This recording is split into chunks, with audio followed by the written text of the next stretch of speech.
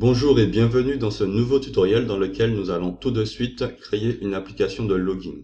Donc pour cela, nous aurons besoin d'un serveur avec le PHP activé. Donc moi j'ai un serveur Apache avec MySQL pour les bases de données. Je fais un petit rappel aussi. Donc le PHP est principalement utilisé pour produire des pages web dynamiques, ce qui va être utilisé pour savoir si l'identifiant du membre est correct par rapport à la base de données. Et la base de données, tout simplement, c'est un outil permettant de stocker et de retrouver l'intégralité des données brutes. Et pour le dialogue entre notre application iOS et le serveur, nous aurons besoin d'un fichier .json. Donc il permet juste de représenter de l'information structurée. Et nous avons un exemple, c'est très simple. On ouvre une accolade, on les referme et dedans on met menu qui aura pour valeur donc ID, value et pop-up. ID aura pour valeur file, value pour valeur file, ainsi de suite, etc. Nous, on va juste utiliser des moyens simples, donc on va pas mettre plusieurs sous-valeurs, etc. Nous allons rester dans le simple. Donc tout de suite, je vais aller sur mon serveur.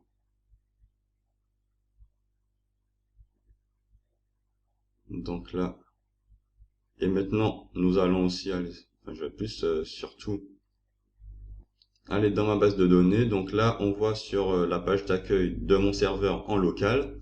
Vous pouvez évidemment prendre un serveur en ligne, un hébergeur. Donc ce qui va importer, c'est le mot de passe, enfin le nom d'utilisateur de la base de données MySQL, le mot de passe et l'hôte. Donc là, ma base de données ressemble à ça. Donc vous voyez que j'ai créé une base de données AJE dans laquelle nous allons mettre notre table membre. Donc tout de suite, on va créer la table membre. Donc le membre aura forcément un ID, un nom, un pseudo et un mot de passe. Vous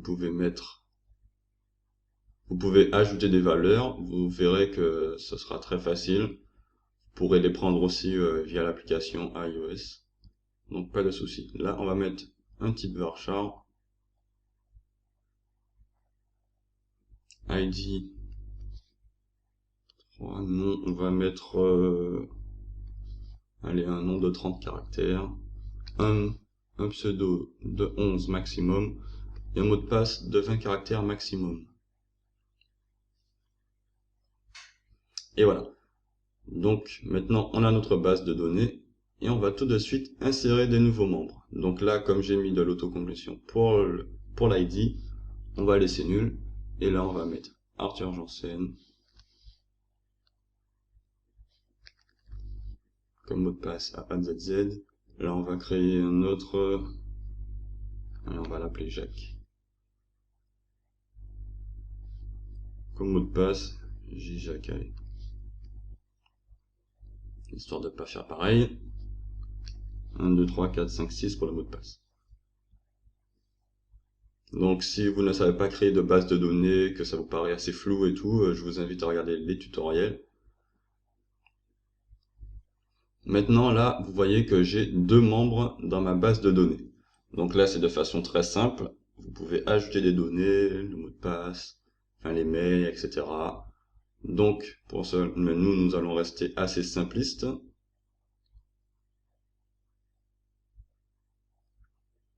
Donc je rentre dans mon serveur.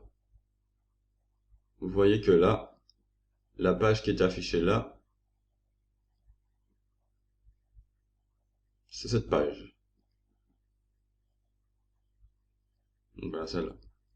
Donc je vais créer un nouveau dossier iOS login, dans lequel je vais tout de suite accéder. Nous allons créer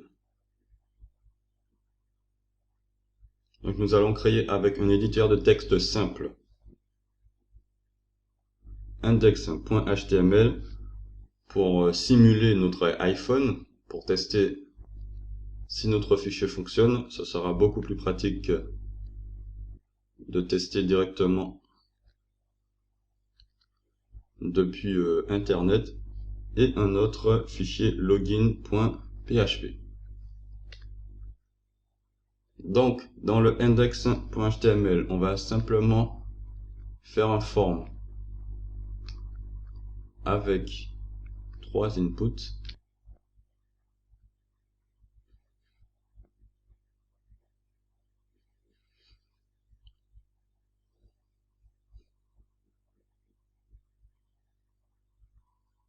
Donc là, on vérifie que tout ça fonctionne. Donc là, c'est bon. Dans le form, j'ai oublié de préciser qu'on va utiliser une requête post et que l'action pointera dans le fichier qu'on a créé, login.php. Donc là, c'est juste simplement pour simuler notre application iPhone avec Swift. Tout simplement, ça va nous permettre de tester notre fichier, celui qu'on a créé. Donc là, vous voyez que ça a pointé vers login.php. Mais pour l'instant, dans login.php, c'est vide. Donc, on va ouvrir une balise PHP. On va utiliser une fonction qu'on trouve simplement sur Internet, dans laquelle nous devrons juste remplir l'hôte, le nom d'utilisateur, le mot de passe de la base de données et la base de données dans laquelle nous allons travailler. Et évidemment, ça ne correspond pas à la table membre. À la table membre. La base de données, c'est la principale. Puis après, notre table membre. Donc, une fois qu'on a pris la fonction, on va l'appeler tout de suite pour vérifier qu'il n'y a pas d'erreur dans login.php. Nous n'avons pas besoin d'envoyer la requête post. Donc là, ça va, pas d'erreur. S'il y a des erreurs, essayez de bien remplir le localhost. Si vous avez un site internet, ça sera du HTTP, le nom de votre site, ou une base de données privée, etc. Donc là, nous allons créer une variable pseudo qui récupérera notre donnée en post. Donc post, c'est une méthode serveur.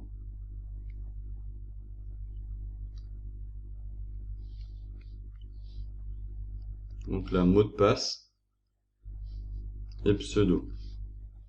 Donc tout simplement, pourquoi pseudo et pourquoi mot de passe? C'est parce que là, nous avons mis un ID pseudo et voilà, et un ID mot de passe. Donc là, ça va être une nouvelle valeur, mais celle-là, il faut garder celle que vous avez mis pour votre fichier ou dans votre application iOS pour la suite.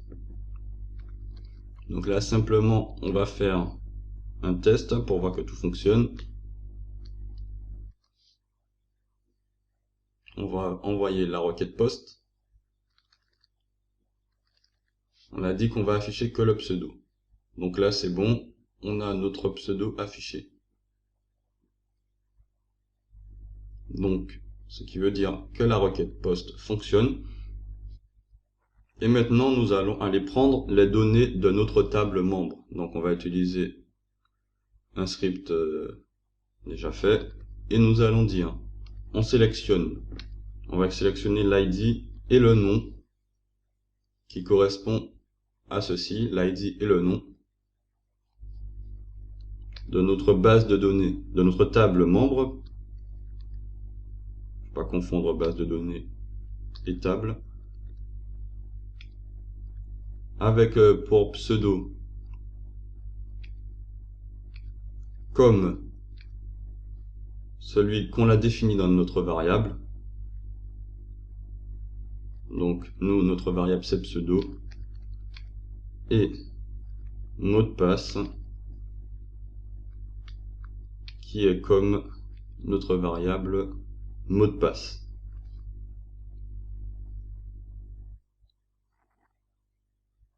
Et pour récupérer l'id et le nom que nous avons pris, nous allons utiliser notre variable row. Pour savoir le nombre d'occurrences, ça sera num. Vous pouvez changer le nom des variables, moi je la laisse par défaut. Donc l'id, comme je l'ai dit, nous allons utiliser row. Et comme row renvoie un tableau avec id pour 0 et nom pour 1, là nous allons mettre 0 pour notre première valeur et le nom de notre utilisateur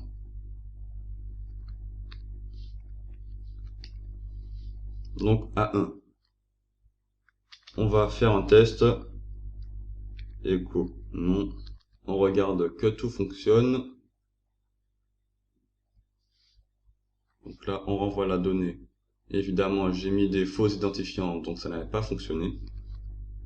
Là je vais mettre Arthur J et là AAZZ.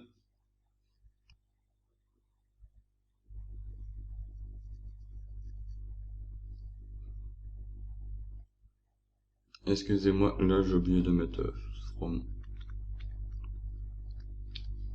Donc voilà, excusez-moi pour l'erreur. On renvoie la donnée post et là vous voyez que ça a récupéré le nom. Donc tout ça en PHP. Nous avons récupéré le nom que nous avons stocké dans notre base de variables en cherchant le pseudo Arthur J et le mot de passe AAZZ. Il n'y a qu'une seule occurrence, vous voyez. Et du coup, ça nous prend notre nom.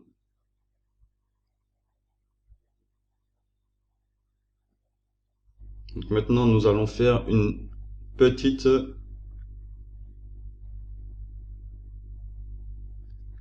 vérification. Donc on va dire que logiquement, nous devrons avoir qu'une seule occurrence. Donc si nous n'avons pas une seule occurrence, on va définir une variable erreur qui sera égale à 0.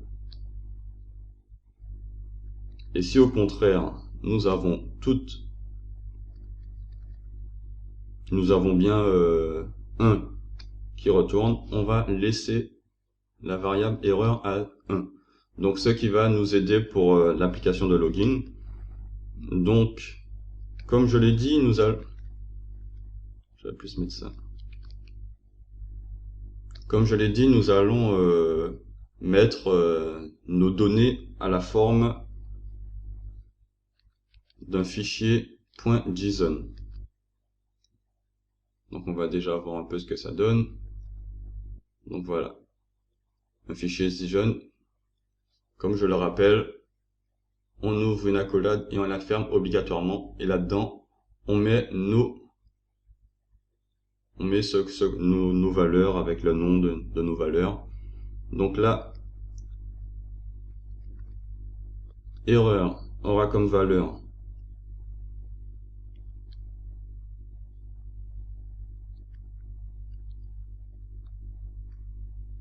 notre variable erreur. Donc là, sans oublier que le point et ça va juste correspondre pour prendre notre valeur. Donc tout ça, ce sera la variable erreur.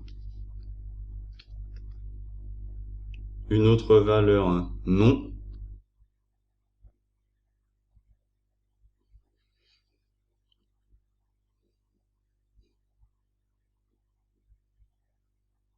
ID.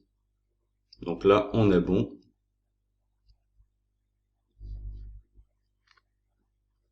Donc, erreur A1, non Arthur, et ID 1. Donc là, tout va bien. Nous avons réussi à mettre ça en forme JSON. Donc on va même faire des essais. On va mettre un identifiant bidon. On va mettre se connecter. Et là, erreur 0. Et du coup, ça ne correspond à aucun nom et aucun ID. Et pour dire à notre navigateur que c'est bien un fichier de type JSON et pas de type PHP, nous allons juste changer le mime par le mime d'un fichier .json. Donc là, vous voyez type mime, application JSON. Donc là, tout simplement, on dit à notre navigateur que ce n'est plus un fichier PHP, mais que c'est un fichier JSON. Donc là, je vais renvoyer, on va remettre de vrais identifiants, Arthur J. Et là, vous voyez que ça n'a rien changé, ça n'a vraiment rien changé visuellement, mais du coup, votre navigateur considère que c'est un fichier .json. Vous ferez pareil pour les images, hein, en changeant tout simplement ici. Créer des images en PHP. Mais pour l'instant, là, ce n'est pas le but. Donc maintenant que nous avons notre fichier .json et qui va dialoguer avec notre application, nous allons tout de suite créer notre application. Cette fameuse application. Donc single view application. On va dire login JSON, type Swift, universel. Donc voilà, je ne vais pas vous apprendre les bases. On va directement éditer notre interface graphique, un simple label de text file et un bouton.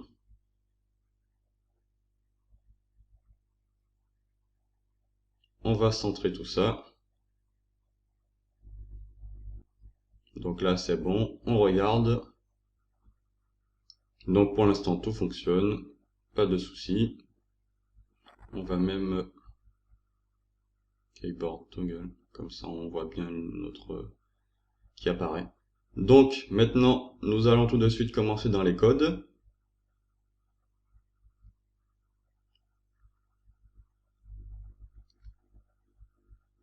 On va ajouter, puisqu'on voudra prendre cette valeur, on va lui ajouter un nom.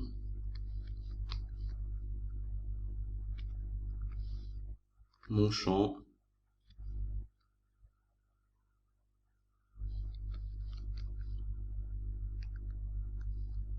Mon champ 2. Et là, le bouton, qui cette fois-ci ne sera pas une connexion Outlet, mais de type action. Il appellera une action. On va lui donner une action qui s'appellera se connecter. Donc voilà, là nous avons créé. Vous pouvez mettre aussi cette action en haut, tant que ça reste dans la classe ViewController. Donc, on fait un essai encore une fois. Tout fonctionne, parfait. Donc nous allons définir deux variables que je mets volontairement en anglais pour différencier, de type nString, qui aura pour valeur mon champ .text, c'est-à-dire mon champ, et valeur password de type nString, cette fois-ci mon champ 2. Donc maintenant on va simplement faire déjà une vérification que les deux que les identifiants sont entrés.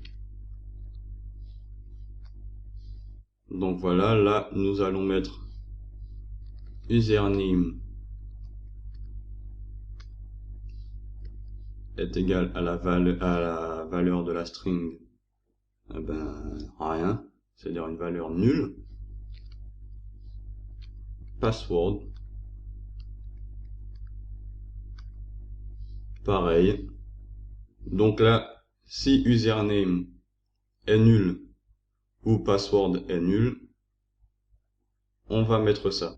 Donc là, simplement, si vous avez mis U, si username vous mettez U, on va prendre la requête, etc. Donc là, c'est annule. Donc si les champs sont vides, soit vous changez la valeur du label, comme je l'ai expliqué dans mes tutos, ou soit vous créez une alerte view, qui sera égale à la classe UI alert view. Donc cette valeur, comme je l'ai définie à alerte, j'utiliserai toujours maintenant cette alerte. Donc alerte.title, donc le nom de notre alerte. Simplement, je vais mettre erreur, un message. Je vais dire entrez vos identifiants. Son delegate, on le met à self. On va ajouter un bouton.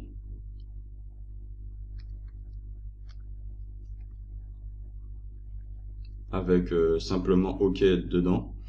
Donc là, comme je mets pas de valeur particulière au bouton, le bouton fermera notre alerte. Et là, ah oui, alerte show. Donc je dis juste que je montre mon alerte. Donc là, on regarde, si je clique sur le bouton, notre titre, notre message et notre bouton. Et simplement, si nous voulons ajouter un autre bouton, allez,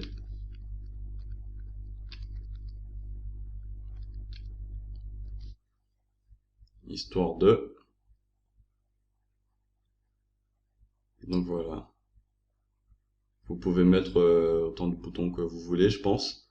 Donc là, on vérifie bien que si nous avons entré des identifiants, notre alerte ne s'appellera pas. Au contraire, si nous avons entré nos identifiants, là, je vais faire un copier-coller. Donc là, je dis bien que c'était à nous. C'était la fin du si champ vide. Histoire de pas se perdre. Donc vous n'êtes pas obligé, ça c'est juste moi, un commentaire. Donc ce qui va nous importer dans... J'ai fait ce copier-coller pour aller vite, hein, parce que c'est très simple à comprendre. Donc voilà, ouais, tout ça que j'ai copié-collé. Donc j'ai fait ce copier-coller parce que c'est tout simple à comprendre. On voit post, tout simplement pseudo sera égal à notre variable username.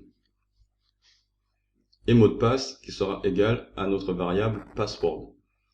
Pourquoi pseudo égal et mot de passe égal? Ça c'est ce qu'on va envoyer en post à notre fichier. En l'occurrence, ce fichier. Donc c'est comme ça qu'on envoie des requêtes post. Donc si vous voulez créer une application avec une application pour s'inscrire, vous enverrez mail égal, etc. à ce que vous aurez rentré. Et simplement, vous n'aurez pas besoin de tout le reste qui va suivre. Ce qui va importer forcément, c'est l'URL. Donc l'URL, vous mettez l'URL de votre fichier. Vous voyez bien que moi j'ai pris l'URL. Hein. Si vous êtes sur un serveur, vous prenez l'URL du serveur. Maintenant le reste, on passe. Là, pourquoi supérieur ou égal à 200 et inférieur à 300, c'est simplement une histoire de code HTTP que que chaque page renvoie. Par exemple, là, j'ai affiché la page. Donc forcément, ça m'a envoyé une erreur 200 qui veut dire que tout est OK. Donc de 200 à 226, on veut dire que la page est affichée et que en dessous de 200 et au-dessus de 300, ce sont des erreurs, de vraies erreurs, on va dire. Donc simplement, on dit que là, on dira à la fin, vous n'êtes pas connecté à Internet puisque l'erreur Et là, une autre vérification, vous n'êtes pas connecté à Internet. Donc, ce qui va nous importer, nous, simplement, c'est juste cette variable. Là, nous avons la valeur de notre fichier .json. Et là, vous voyez, for key, erreur. Simplement, parce que là, nous avons mis erreur. Donc, je vais même grossir. Donc voilà, là, comme nous avons mis erreur, ce qui nous importe, c'est ça. Donc, on remet erreur. Et du coup, là, ça va nous prendre le 1, si la requête est bon, et le 0, si les identifiants ne correspondent pas. Donc là, avec cette valeur, cette variable que nous avons définie, success, on va dire si success a 1, donc ce que je l'ai expliqué, là, comme tout est bon, à 1, si vous avez notre valeur, prenez une valeur, c'est bien de prendre un chiffre, et du coup, login OK, et sinon, login échoué. Et on va dire une alerte invalide, vos identifiants ne correspondent pas. Donc, on fait un essai. Là, on essaie. Entrez vos identifiants, OK. Donc, on entre nos identifiants. Encore une fois, des bidons. Invalide, vos identifiants ne correspondent pas. Donc là, c'est parce que notre erreur a retourné 0. Donc, erreur retournée 0, invalide, vos identifiants ne correspondent pas.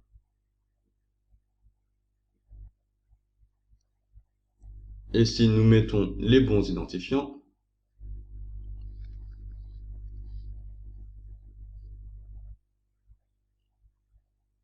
donc là, on a juste notre NSLog. Je précise que NSLog est simplement un print, mais avec les informations en plus de l'application, la date, son nom, etc. Donc là, on voit bien qu'on a notre login. OK, on va aller sur une autre page que nous allons créer. Donc là, je gagne de l'espace. Vous créez simplement une autre view controller.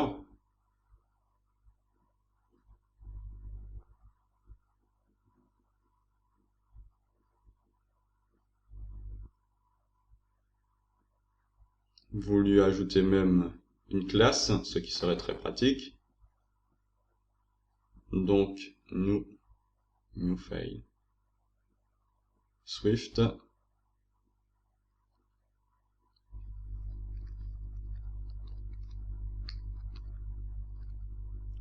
controller.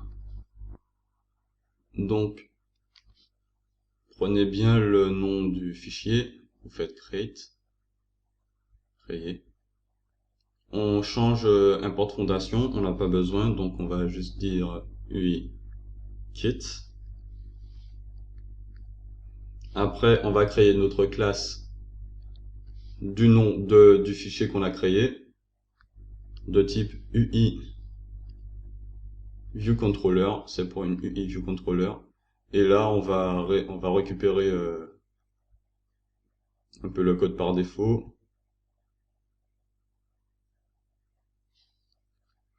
Donc là, au cas où, c'est toujours utile d'avoir ces deux fonctions qui correspondent à pendant que la page charge. Et là, voilà.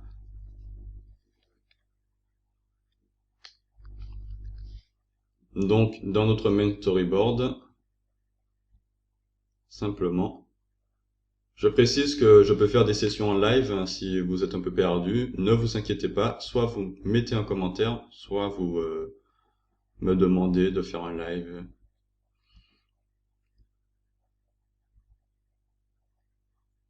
Donc, la classe, on a appelé AuthreViewController. Donc là, AuthreViewController. Maintenant, ce qui va nous importer, c'est de soit faire un bouton pour aller dans cette vue, mais évidemment, ça ne doit pas être possible. Si vous avez vu mes anciens tutoriels, vous avez vu que normalement, pour faire un lien d'un bouton vers une autre page, on faisait simplement ça. Donc là, je fais annuler. Donc là, vous prendrez juste votre view et vous la pointerez vers l'autre view. Donc voilà, avec show. Donc simplement, vous voyez que vous avez créer un lien de cette view controller à autre view controller. Mais ce lien, on ne peut pas l'appeler. Donc on va lui donner,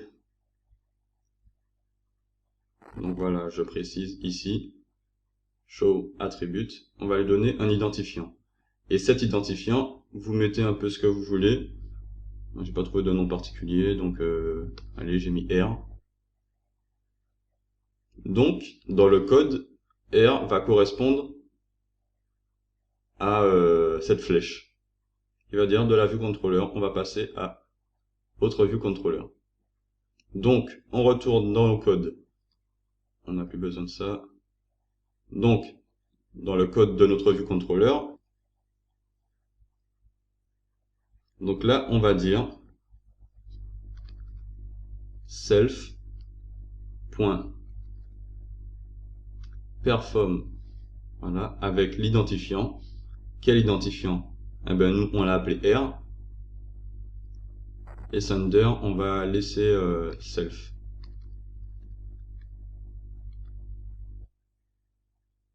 Donc vous voyez simplement, avec le code qu'on a mis, on va mettre de bons identifiants, Arthur J, AAZZ. Et là, vous voyez qu'on a apparu sur notre autre view controller. Mais là, si vous éteignez votre iPhone, donc l'essai, et que vous le rallumez, vous avez vu que vous avez tout perdu. Donc là, on va utiliser le tuto que j'ai fait sur la variable ineffaçable.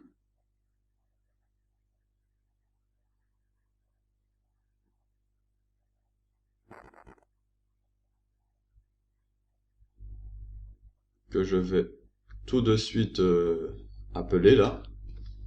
Let, parce qu'elle ne va jamais changer cette variable, donc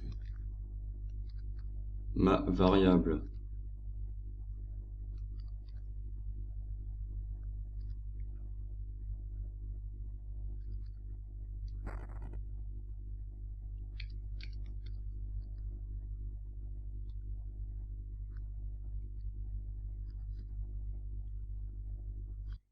donc là pour vous je précise aussi que sera capable de stocker des données data, du string, des nombres, une date, etc. Et que la documentation on la retrouve là. Donc ça c'est pour vous. Donc voilà. Donc maintenant qu'on a notre variable ineffaçable, comme dans mes précédents tutoriels, on va stocker les valeurs qu'on a récupérées. Mais pour l'instant, pour récupérer ces valeurs, nous avons besoin déjà de les récupérer pour les stocker. Donc là, je déclare une variable id de type nString. Et comme on l'a dit ici, que ça correspondait à la valeur de notre erreur, donc je rappelle encore une fois, pour ceux qui zappent, erreur 1. Donc là, comme on veut récupérer, cette fois-ci pas erreur, mais le nom, je récupère le nom et je précise bien que c'est de type nString. On va faire pareil pour le nom, pour l'id. Bah oui, d'ailleurs là c'était l'id, je me suis trompé. Maintenant le nom. Et on va faire aussi une autre variable, donc je vais définir au côté serveur. Je vais même ajouter le pseudo que je vais... pourquoi j'ajoute le pseudo alors qu'on l'a déjà entré dans notre champ sur l'application iOS? C'est simplement si l'utilisateur a mis un pseudo avec avec des majuscules un peu partout, pour l'afficher par la suite, ce serait chiant.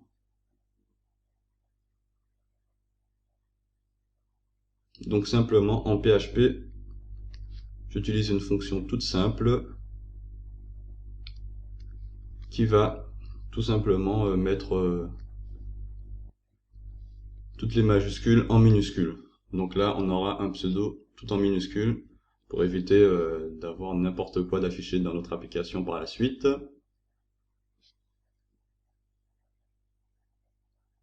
Donc là, pseudo, et on prendra pseudo. Donc là, j'explique ce que j'ai fait tout à l'heure. Je renvoie les données post. Et là, vous voyez Arthur J tout en minuscule. Si j'avais mis en majuscule, ça aurait été en minuscule. Et si j'avais mis un T en majuscule, etc., tout en minuscule.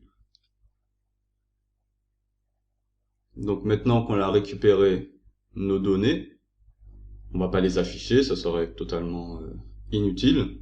On va les stocker directement. Donc là, on va prendre ma variable ineffaçable.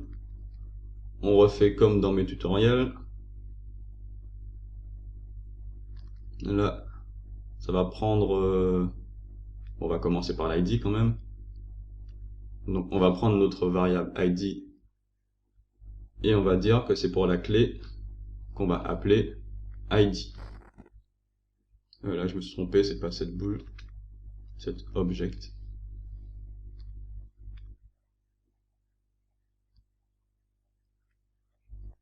Donc voilà, set object, la variable qu'on veut stocker dans la clé id. Donc on refait pareil pour tout. Donc là, on va stocker le nom. On va mettre dans nom. On va faire simple. Et là, pseudo, on va récupérer par rapport au pseudo. Donc là, j'espère que vous avez tout compris. C'est très simple. Maintenant, je vais même faire une nouvelle que je vais même mettre à 1. Je vais dire est connecté. Voilà, est connecté, je vais lui mettre à 1.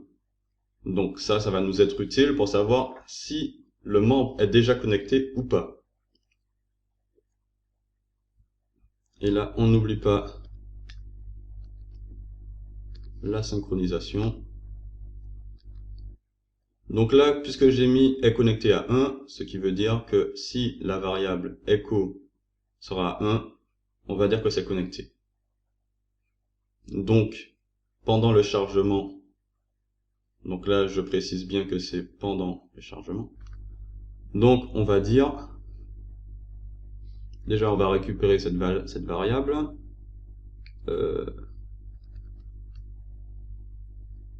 Je vais pas mettre pareil pour être sûr que vous ne vous trompez pas, de type int. Et on va récupérer ma variable ineffaçable avec, voilà, echo. Et on précise bien encore une fois que c'est de type int.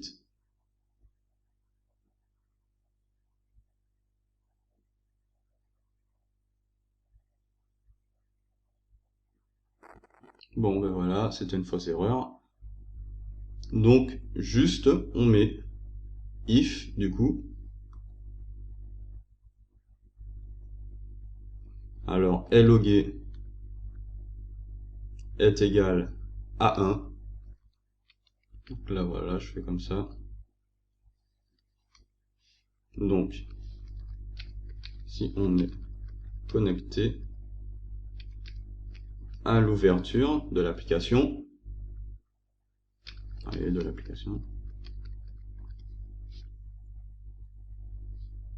on va réutiliser le code.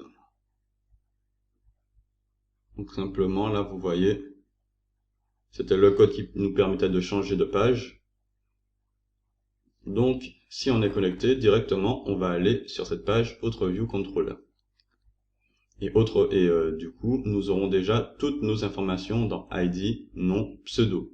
Donc, ces informations, on pourra les réutiliser pour l'afficher dans Autre View Controller. Donc, ce qu'on va faire, histoire de voir si tout fonctionne, on va mettre des labels dans notre Autre View Controller. Allez, on va faire d'espacer. C'est à vous de créer votre interface, celle qui vous paraît la mieux.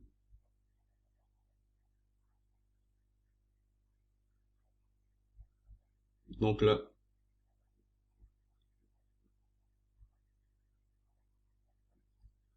on dit automatique, s'il vous plaît. Donc là, on est dans notre fichier AuthreViewController.swift. Vous voyez bien, AuthreViewController.swift. On va ajouter des noms à tout cela.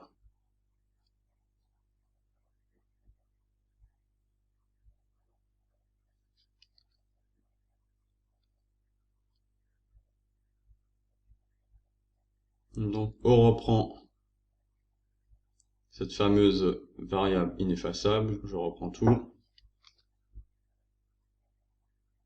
Je précise que je clique là pour aller directement en automatique dans la classe AuthreViewController, ce qui est vraiment très pratique.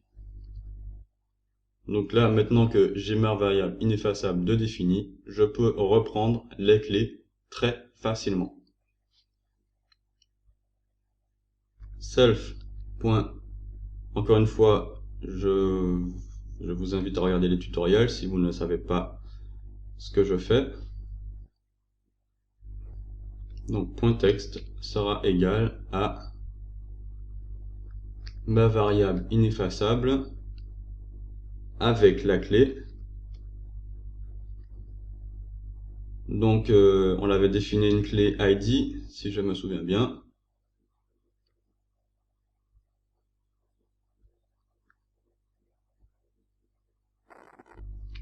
As NSString.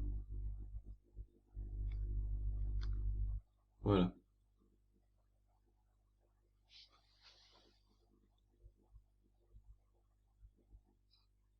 Ah, autant pour moi. C'est value. Parce que c'est de type string. Donc as string. Donc là, ça devrait fonctionner. On essaye.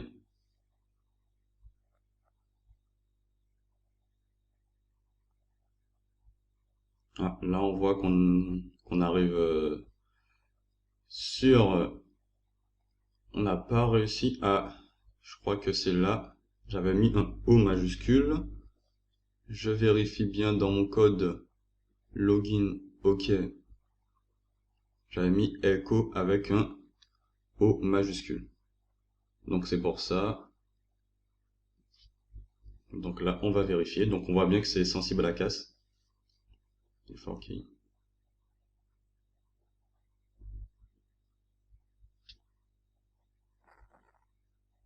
Ah oui, là encore.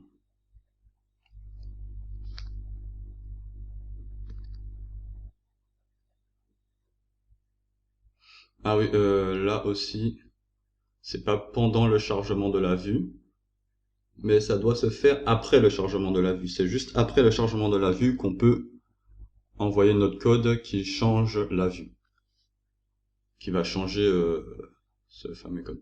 Donc là, j'ai ajouté une fonction que j'ai déjà expliquée. Donc cette fonction s'appelle après le chargement de la vue.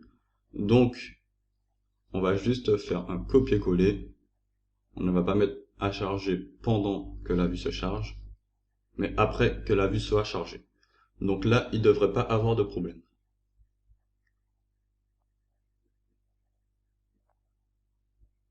Et voilà, directement, on arrive sur notre AuthreViewController. Et on voit bien l'idée qu'on a mis. Donc, on va sur l'AuthreViewController. Et on va faire pareil pour tout le reste. Donc là, mon label 2, on va dire que ce sera notre nom. Et là, le pseudo pour mon label 3.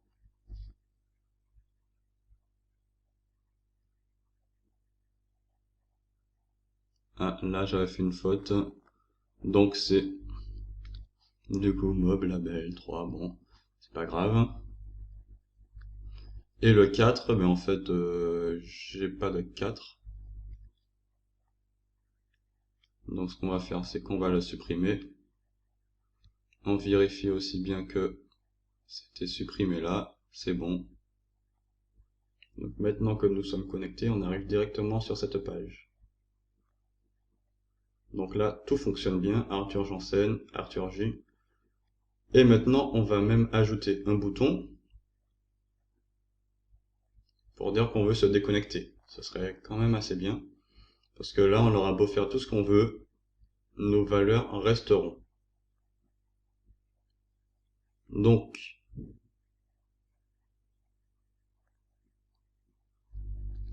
se déconnecter. Je mets action de type UI bouton connect.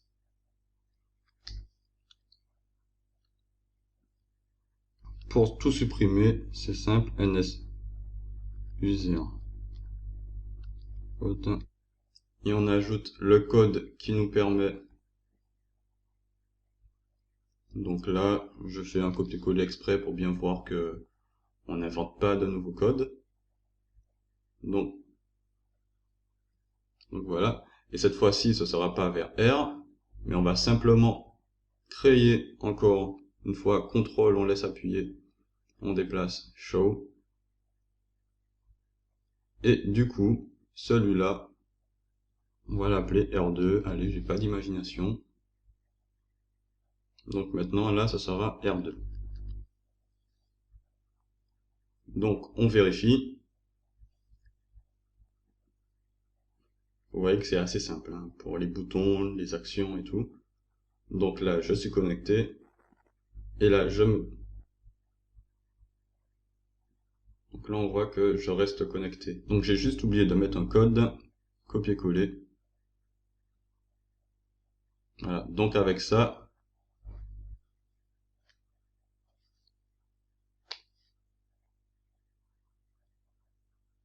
donc voilà. Donc avec ça, on va tout supprimer.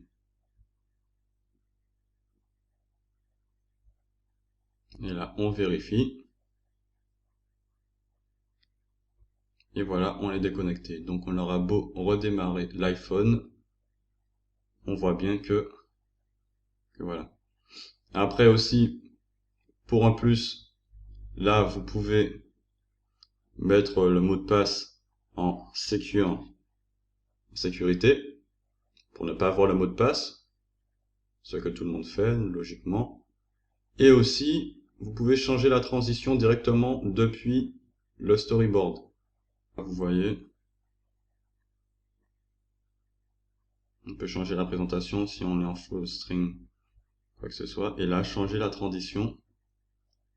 Donc, cross dissolve, on essaye, on regarde.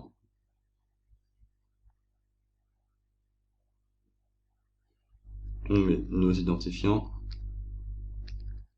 Là, j'ai oublié de mettre J. Et là, vous voyez, donc c'est un peu mieux quand même, hein, donc du coup, dès que vous démarrerez votre application, vous aurez ça comme ça.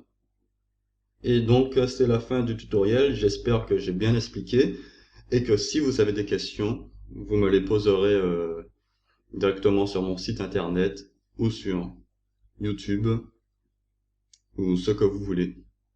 Donc voilà, à bientôt. Je vais essayer de mettre ça un peu plus beau pour vous.